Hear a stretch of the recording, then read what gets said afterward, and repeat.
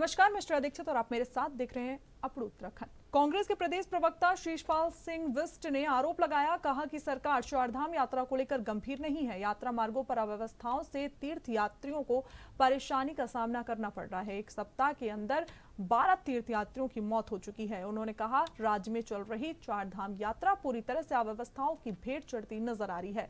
इससे ऐसा लगता है कि सरकार यात्रा व्यवस्था के प्रति गंभीर नहीं है।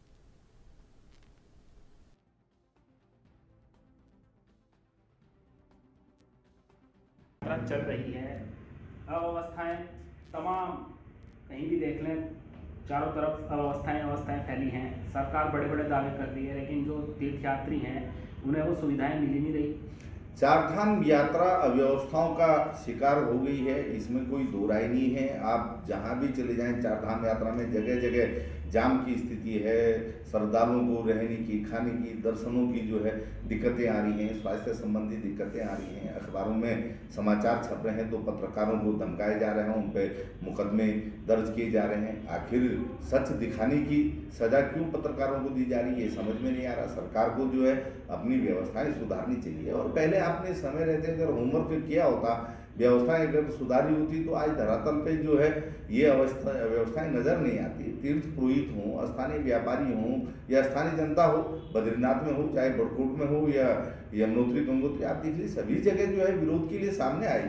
और सरकार को अब तो कम से कम जो है सबक लेकर के बाकी की यात्रा में दिक्कतें न हो, उसके लिए व्यवस्थाएं युद्ध स्तर पर सुधारनी चाहिए। पर्यटन मंत्री पिछले वर्षों में भी पूरी यात्रा सीजन में प्रदेश में नहीं रहे, स्वास्थ्य मंत्री भी पूरी यात्रा सीजन में जो है पिछले वर्षों में भी राज्य में रहे। इस बार भी वही स्थिति है। जब विपक्ष ने इस मामले को प्रमुखता से उठाया तो पर्यटन मंत्री 2 दिन के लिए राज्य में आए, फिर आज जो है लखनऊ या इधर उधर चले गए। आखिर उनकी जिम्मेदारी नहीं है इस चारधाम यात्रा में व्यवस्थाएं सुधारने की, तो किसकी जिम्मेदारी है? जब तक जवाबदेही तय नहीं होगी और जो है रसूखदारों पर जो है कार्रवाई नहीं होगी, गाज नहीं गिरेगी।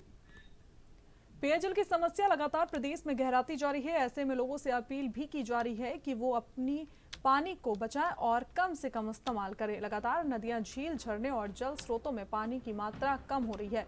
वहीं पेयजल की समस्याओं को लेकर जिलाधिकारी देहरादून सोनिया मीणा ने बताया कि कलेक्ट्रेट एवं मुख्य विकास भवन में पेयजल की समस्याओं को लेकर कंट्रोल रूम स्थापित किए गए हैं। साथ ही साथ डीआईसीसी उससे भी तालमेल बैठाने की लगातार तैयारी कर रही है। जिलाधिकारी ने बताया कि अभी तक कलेक्ट्रेट के कंट्रोल रूम में 100 से ज्यादा पेयजल की शिकायतें आ चुकी हैं।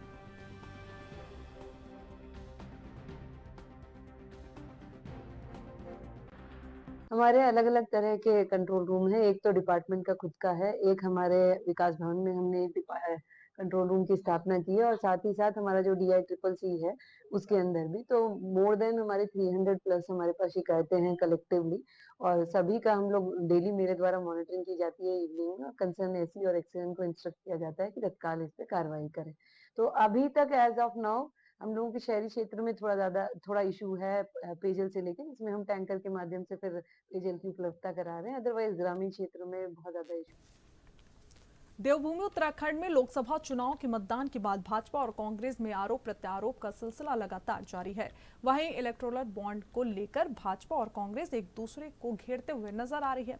अब इस बात को लेकर भाजपा मुख्य प्रवक्ता सुरेश जोशी ने कहा कि इलेक्टोरल में जमा किए गए पैसे में से 75% पैसा इंडिया गठबंधन ने लिया है, तो वो पहले उस पैसे को वापस करें, तब बीजेपी पर सवाल खड़े करें। वहीं दूसरी तरफ कांग्रेस से पूर्व कैबिनेट मंत्री हीरा सिंह बिष्ट ने पलटवार करते हुए कहा कि भाजपा झूठ बोलने में मास्टर है, जबकि सब जानते हैं कि इलेक्टोरल बॉन्ड में 80% योगदान भाजपा का है।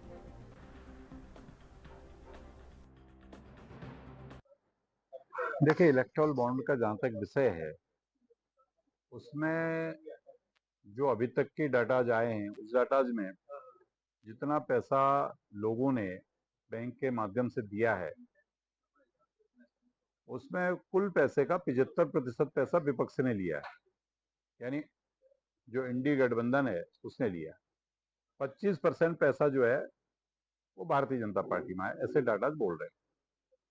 हम तो आरोप लगाने वाले लोगों से पहले ये पूछते हैं, अगर इलेक्टोरल बॉन्ड का पैसा गलत है, माननीय न्यायालय ने जो फैसला दिया है उसके आधार पर आपको सारी चीजें गलत लगती है, तो आप पहले उस 75% पैसे को वापस करिए और उसके बाद मैदान में आकर के प्रश्न पूछिए।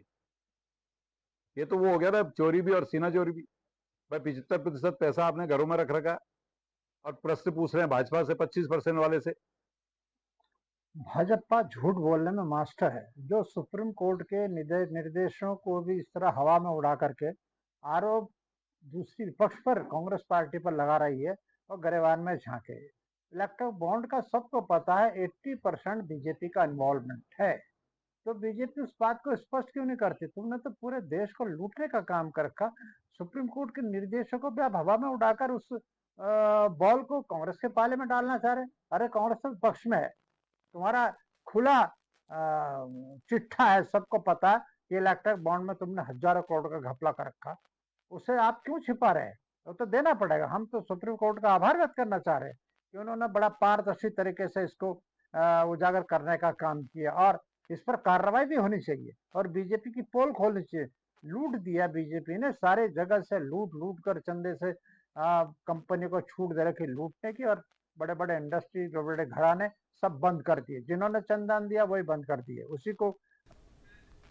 हिमाचल प्रदेश में लोकसभा चुनाव के लिए उत्तराखंड के कांग्रेस नेताओं को पार्टी हाईकमान ने जिम्मेदारी सौंपी है। प्रदेश उपाध्यक्ष सूर्यकांत धस्माना को पांवटा साहिब और धीरेन्द्र प्रताप को धर्मशाला विधानसभा क्षेत्र का पर्यवेक्षक बनाया गया।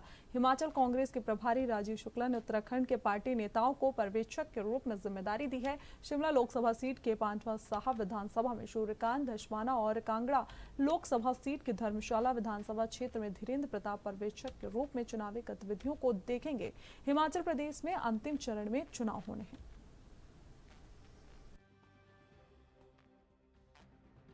किन किन को क्या जिम्मेदारी मिली है और कौन कौन से जिलों का जो है हिमाचल का हम दौरा करेंगे? देखिए, हिमाचल हो या देश के अन्य राज्यों में जहाँ भी लोकसभा चुनाव हो रहे हैं, उत्तराखंड से भी जो है नेताओं को जो है वहाँ पर जिम्मेदारियाँ दी गई हैं। अभी हमारे प्रदेश से जो है हिमाचल में हमारे विधायक हैं प्रताप नगर के विक्रम सिंह नेगी जी, हमारे नेता हैं सूर्यकांत धस्माना जी, हमारे उपाध्यक्ष, उनको जो है वहाँ पर जिम्मेदारियां दी गई हैं और अन्य लोगों को भी दी गई हैं। हरियाणा में तो आदरणीय प्रदेश अध्यक्ष स्वयं जो है कई लोकसभाओं में जो है कमान संभाले हुए हैं प्रचार की। और आप देखिए कि दिल्ली हो, उत्तर प्रदेश हो या अन्य राज्यों में हर जगह जो है उत्तराखंड के कार्यकर्ता और नेता जो है चुनावी गतिविधियों को जो है अमली जामा पहना रहे हैं। वहाँ पर जो है चुनाव अभियान को धार देने का काम कर रहे हैं और निश्चित तौर पर जहाँ भी जो है उत्तराखंड के नेताओं और कार्यकर्ताओं की आवश्यकता केंद्रीय नेतृत्व को लगेगी, वहाँ जो है उनको भेजा जाएगा। चारधाम यात्रा में रोजाना भारी संख्या में श्रद्धालुओं का आना देखने को मिल रहा है, जिसमें खास तौर पर केदारनाथ और यमुनोत्री धाम के पैदल यात्रियों के लिए सुगम रूप से यात्रा करने के लिए पशुपालन विभाग द्वारा घोड़े खच्चरों की पर्याप्त व्यवस्था की गई है। इस बात को लेकर पशुपालन विभाग के निदेशक डॉक्टर नीरज सिंघल ने कहा कि केदारनाथ धाम की यात्रा मार्ग के लिए रोजाना 5000 खच्चर चलने के लिए एसओपी तैयार की गई है। साथ ही उन्होंने कहा कि इसमें से 4000 खच्चर यात्रियों के लिए और 1000 खच्चर सामान ढोने के लिए इस्तेमाल होंगे, जिनके साथ यमुनोत्री में 1000 खच्चर पंजीकृत, जिनमें से 600 से 700 खच्चर रोजाना इस्तेमाल कर रहे हैं। केदारनाथ धाम का यहाँ पर हमारे पास 5000 खच्चर प्रतिदिन चलने के लिए एसओपी तैयार है, जिसमें 4000 यात्रियों के लिए और 1000 खच्चर है वो सामान और बोझा ढोने के लिए। इस प्रकार 8000 खच्चरों का हमने इसमें रजिस्ट्रेशन किया है और कोशिश ये की जा रही है कि जो खच्चर आज चलेगा उसको अगले दिन रेस्ट करते हुए दूसरे बैच का खच्चर चलेगा, जिससे कि हर एक को आराम भी मिलेगा और यात्रा सुगमपूर्वक चलेगी। तो वहाँ पर हमारे पास 8000 जानवर रजिस्टर्ड हैं जो कि हर समय तैयार हैं, जबकि हम एक दिन में 4000 यात्रियों के लिए और 1000 खच्चर ढुलान के लिए प्रयोग कर रहे हैं। इसी प्रकार यमुनोत्री में हमारे पास 1000 खच्चर रजिस्टर्ड है, जहाँ पर हम 600 से 700 खच्चर प्रतिदिन चला रहे हैं। और जहां तक हेमकुंड साहिब की यात्रा का दर्शन का वो है, हेमकुंड साहिब की यात्रा 24 मई से आरंभ होनी है। अभी वहां पर जो आसपास के लोगों के पास खच्चर हैं उनके रजिस्ट्रेशन का कार्य किया जा रहा है, क्योंकि रजिस्ट्रेशन उन्हीं खच्चरों का किया जाएगा जो स्वस्थ होंगे। तो स्वास्थ्य कैंप लगाए जा रहे हैं और 24 तारीख से हम लगभग 1000 से 1200 खच्चर गोविंद घाट से इसकी यात्रा शुरू करेंगे, जो कि हमारे 2 सेंटरों पे चलेगी।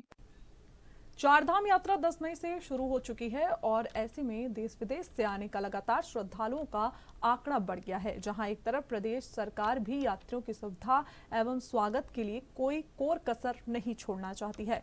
गढ़वाल मंडलायुक्त विनय शंकर पांडे ने बताया कि चारों धामों में अगर अत्यधिक भीड़ बढ़ती है तो होर्डिंग पॉइंट्स रास्ते में जिलाधिकारियों को चिन्हित करने के लिए कहा गया है। जो भी हमारे होल्डिंग्स पॉइंट होंगे, जहाँ जहाँ पर हमें रोकना है, ये अभी सभी डीएम्स को बताया जा रहा है। खासकर हमारे जो चार धाम रूट के जो डिस्ट्रिक्ट्स हैं वो, और साथ ही साथ जैसे पौड़ी गढ़वाल डिस्ट्रिक्ट हो गया, टिहरी गढ़वाल हो गया, क्योंकि ये भी यात्रा के मार्ग बीच में पड़ते हैं।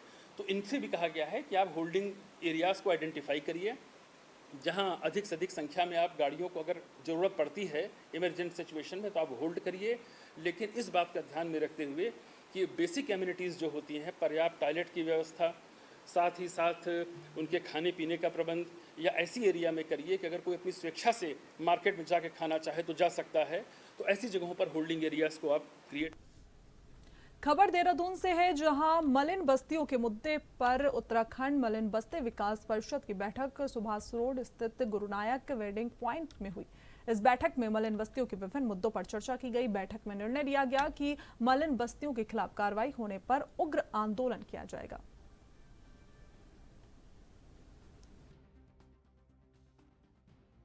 देखिए, उत्तराखंड मलिन बस्ती विकास परिषद ये मलिन बस्तियों का सबसे पुराना संगठन है, जो 90 के दशक में बनाया गया था, जिसका मैं अध्यक्ष हूँ। हमने हमेशा जब भी मलिन बस्तियों के ऊपर कोई संकट आया है, मलिन बस्तियों को उजाड़ने की कोई भी साजिश नगर निगम, जिला प्रशासन, सरकार कभी भी हुई, उत्तर प्रदेश के ज़माने में भी और उत्तर प्रदेश के बाद उत्तराखंड बनने के बाद भी। 1996 में बहुत बड़ा संकट आया था तो हमने बहुत विशाल रैली करके मलिन बस्तियों को बचाया था। उसके बाद 2000 से लेकर के और आज तक जितनी बार भी मलिन बस्तियों के ऊपर संकट आया, उत्तराखंड मलिन बस्ती विकास परिषद ने संघर्ष किया, मलिन बस्तियों को बचाने का काम किया। आज जब 2016 का बहाना बना करके मलिन बस्तियों के ऊपर एक बार फिर से संकट का बादल गहरा रहा है, क्योंकि एक ऑलरेडी हाई कोर्ट का आदेश जिसके ऊपर अध्यादेश आया 2017-18 में, और उसके बाद से वो लगातार तलवार लटक रही है मलिन बस्तियों के ऊपर। मलिन बस्तियों के लोग खौफ में हैं, परेशान हैं, मालिकाना हक की लड़ाई लगातार लड़ रहे हैं। मालिकाना हक बीजेपी की सरकार बार बार वादा करती है, लेकिन मालिकाना हक देती नहीं है। तो मालिकाना हक के लिए और मलिन बस्तियों के खिलाफ जो उजाड़ने की साजिश है, उसके खिलाफ आज हम लोग यहाँ पर बैठ के रणनीति बना रहे हैं। आने वाले 2-4 दिनों में बड़ा प्रदर्शन आपको उत्तराखंड की राजधानी देहरादून में मलिन बस्ती। चारधाम यात्रा में ट्रैफिक और यात्रा पंजीकरण कार्यालय में वॉलंटियर्स के रूप में अपनी सेवा दे रहे एनसीसी के 41 छात्रों की आज ट्रैफिक पुलिस ने हौसला अफजाई किया। उनको एसएसपी अजय सिंह और यातायात निदेशक मुख्तार मोहसिन के निर्देश पर ट्रैफिक वॉलंटियर्स की ड्रेस और फल फ्रूट दिए गए हैं। बता दें कि इस कार्यक्रम के लिए नटराज चौक पर ट्रैफिक पुलिस की ओर से कार्यक्रम का आयोजन भी किया गया था, जिसमें ट्रैफिक इंचार्ज अनवर खान, ऋषिकेश कोतवाली के सब इंस्पेक्टर विनोद कुमार पहुंचे। उन्होंने अपनी पूरी टीम के साथ ट्रैफिक वॉलंटियर्स को बेहतर ड्यूटी करने के टिप्स दिए।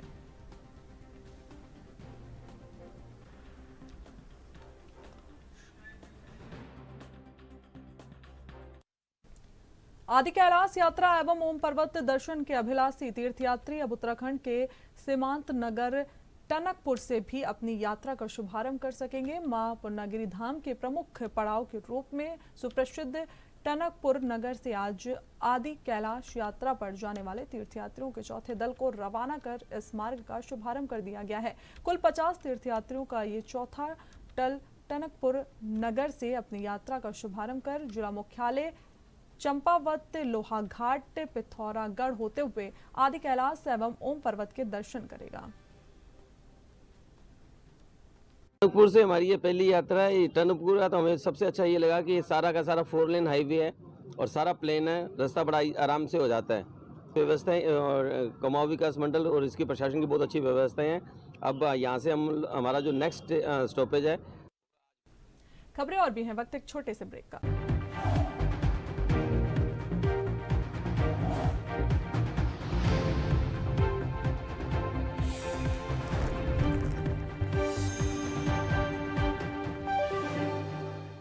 ब्रेक के बाद एक बार फिर आप सभी का स्वागत है। बढ़ते हैं खबरों की ओर। कोटद्वार विधानसभा क्षेत्र में भीषण गर्मी से जनता को पेयजल की हो रही है परेशानी के समाधान के लिए विधानसभा अध्यक्ष ऋतु खड्डी भूषण ने देहरादून स्थित शासकीय आवास में उत्तराखंड अर्बन सेक्टर एडीबी के अधिकारियों के साथ उच्च स्तरीय बैठक की।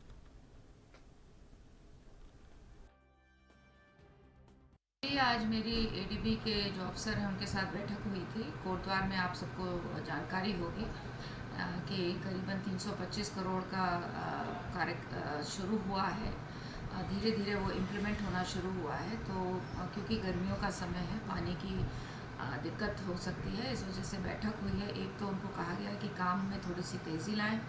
दूसरा, अगर कुछ पानी की दिक्कत होती है तो उसके लिए वो लोग व्यवस्था करें और किस तरह से बिना जनता को परेशान हुए किस तरह से कार्य हो सकता है, उस पर आज शहर में पेयजल संकट लगातार गहराता जा रहा है। जल संस्थान के ओवरहेड ट्रैक से पानी भरने के लिए टैंकरों की लाइन लगी हुई है। शहर के अलग अलग हिस्सों में पेयजल संकट गहरा गया है। हालात प्रतिदिन गंभीर होते जा रहे हैं। आलम यह है कि आबादी शहर की आबादी को पेयजल टैंकरों की सहारा लेना पड़ रहा है। इधर जिलाधिकारी नैनीताल का कहना है कि पूरे जिले में 32 टैंकर दौड़ रहे हैं। लोगों से अपील की जा रही है कि पानी की बर्बादी न करें।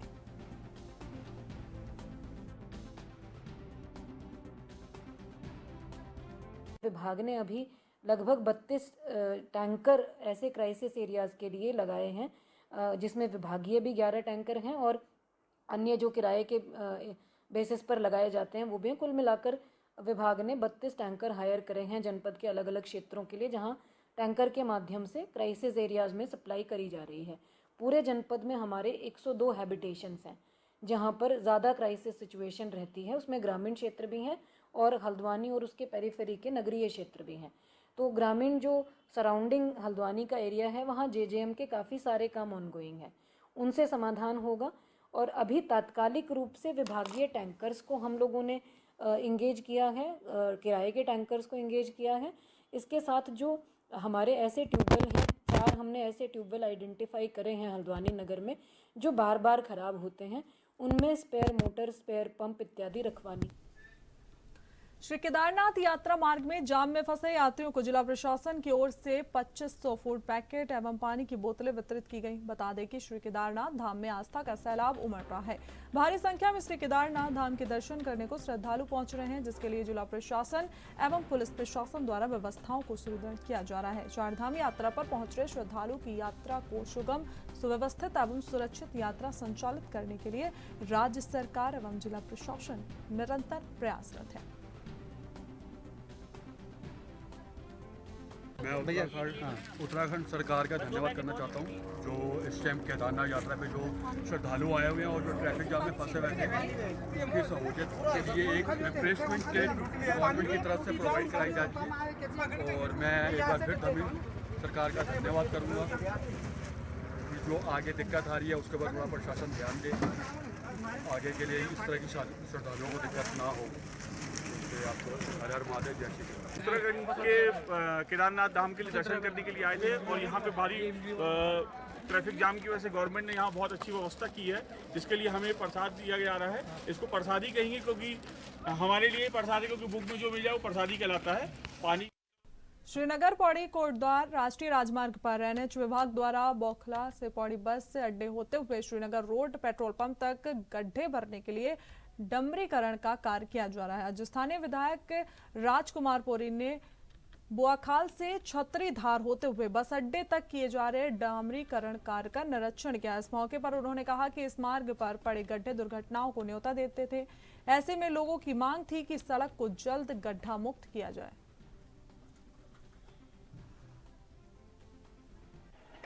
इस संबंध में मैं इतना कहूँगा कि सभी लोगों का ये मानना था कि ये सारी सड़क जो है बहुत बुरी स्थिति में थी, बुआखाल से और पौड़ी नगर के होते हुए और नीचे प्रेम नगर तक। इसमें बहुत सारे गड्ढे थे, यहाँ तक कि बहुत दुर्घटनाएं होती थी बाइक और स्कूटी वाले लोगों के साथ में।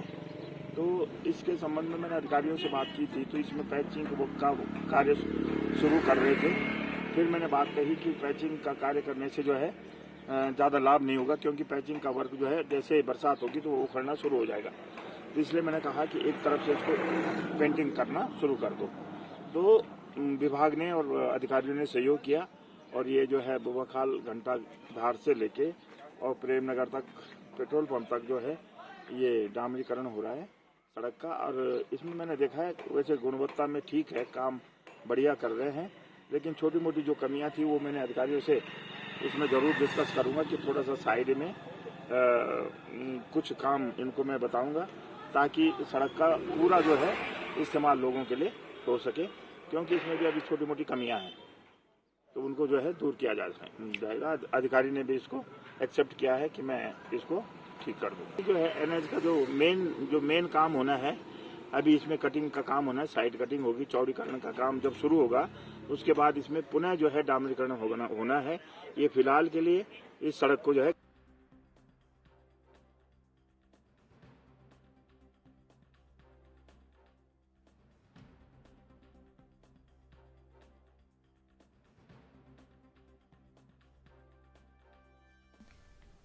श्रीनगर पौड़ी कोटद्वार राष्ट्रीय राजमार्ग एवं एनएच विभाग द्वारा बुआखाल से पौड़ी बस अड्डे होते हुए श्रीनगर रोड पेट्रोल पंप तक गड्ढे भरने के लिए डामरीकरण का कार्य किया जा रहा है। आज स्थानीय विधायक राजकुमार पोरी ने बुआखाल से छतरी धार होते हुए बस अड्डे तक किए जा रहे डामरीकरण कार्य का निरीक्षण किया। इस मौके पर उन्होंने कहा कि इस मार्ग पर पड़े गड्ढे दुर्घटनाओं को न्योता देते थे। ऐसे में लोगों की मांग थी कि सड़क को जल्द गड्ढा मुक्त किया जाए।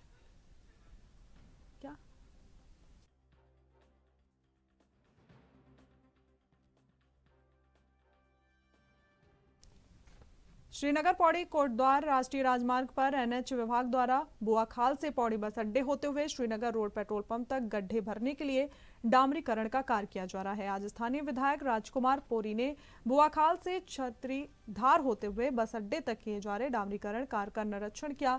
इस मौके पर उन्होंने कहा कि इस मार्ग पर पड़े गड्ढे दुर्घटनाओं को न्योता देते थे। ऐसे में लोगों की मांग थी कि सड़क को जल्द गड्ढा मुक्त किया जाए।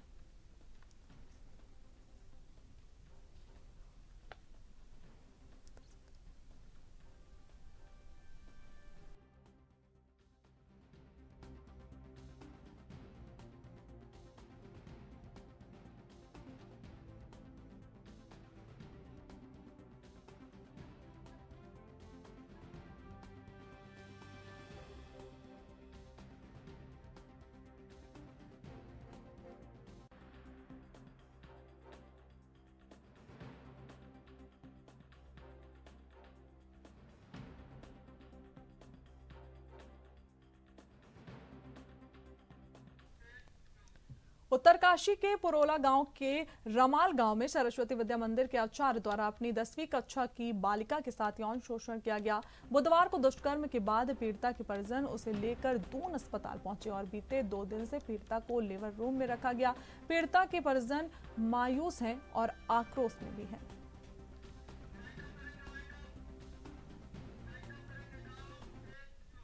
मेरे साथ आज बस इतना ही। देखते रहिए ANB न्यूज।